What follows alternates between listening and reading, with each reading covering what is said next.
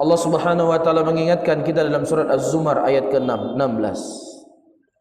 Lahum min fawqihim dhulal minan nari wa min tahtihim dhulal. Dzalika yukhawwifullahu bi ibadah ya ibadi fattaqun. Di atas mereka ada api yang menyala-nyala. Wa min tahtihim, dan juga di bawah mereka ada api yang menyala-nyala. Dzalika yukhawwifullahu bihi ibadah, dan demikianlah Allah menakut-nakuti hamba-hambanya dengan pedihnya api neraka, dengan panasnya neraka, dengan gelapnya neraka tersebut. Apakah ada di antara hamba-hamba Allah yang takut kepadanya? Ya ibadi fattaqun. Wahai hambaku, kata Allah, takutlah kalian kepadaku. Takutlah kalian kepadaku. Ini kasih sayang Allah kepada kita.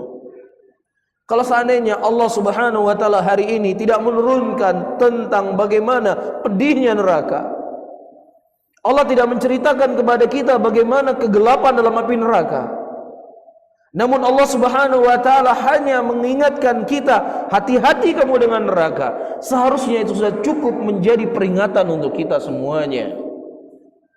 Apalagi Allah telah membawa sekian banyak ayat Al-Quran tentang ngerinya neraka tersebut. Lahum min fawqihim dhulalun minan nari wa min tahtihim dhulal. Dzalika yukhawwifullahu bihi ibadah ya ibadi fattaqun.